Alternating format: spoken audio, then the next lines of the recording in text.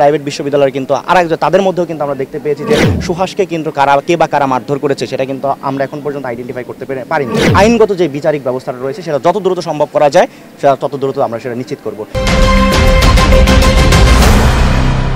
এখানে কোনো হামলার ঘটনা হয়নি।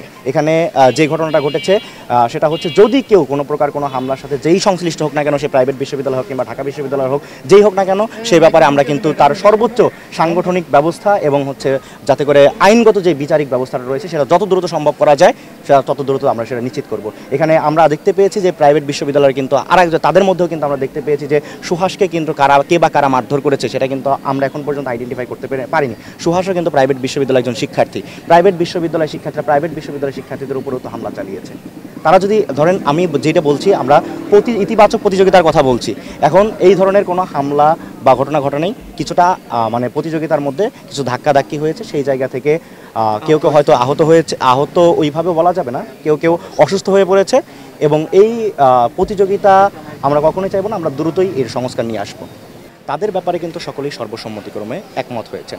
আসলে যেই আপনারা মধুর ক্যান্টিনে যে পরিস্থিতিটা লক্ষ্য করতে পেরেছেন সেটাকে আমরা ইতিবাচকভাবে দেখছি। আমরা মনে করছি যে এই নতুন বাংলাদেশ গণতান্ত্রিক ছাত্র সংসদের পক্ষে বাংলাদেশের জনগণের বিশেষ আগ্রহ রয়েছে এবং বাংলাদেশের শিক্ষার্থীদের কিন্তু আশা আকাঙ্ক্ষার প্রতিফলন কিন্তু বাংলাদেশ গণতান্ত্রিক ছাত্র সংসদ নিশ্চিত করবে। সে উদ্দেশ্যেই কিন্তু বাংলাদেশ গণতান্ত্রিক ছাত্র সংসদ এগিয়ে যাবে। সেখানেই কিন্তু আমরা দেখতে পেয়েছি যে প্রাইভেট বিশ্ববিদ্যালয়, 7 কলেজ এবং ঢাকা বিশ্ববিদ্যালয় সবার মধ্যে কিন্তু একটি ইতিবাচক প্রতিযোগিতা আমরা লক্ষ্য করতে পেরেছি।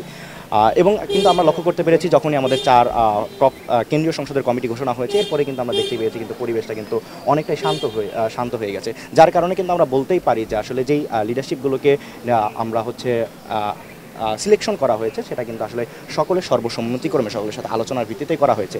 এখন যেটা বলছেন যে আসলে প্রাইভেট বিশ্ববিদ্যালয়ের প্রতিনিধিত্ব সেভাবে রাখা হয়নি, দেখুন এখানে আলোচনার ভিত্তিতে সকলের প্রতিনিধিত্ব নিশ্চিত করে কেন্দ্রীয় সংসদের কমিটি, যারা কেন্দ্রীয় সংসদের দায়িত্বপ্রাপ্ত হয়েছেন, তারা এটা নিশ্চিত করবেন বলে আমরা আশা রাখছি।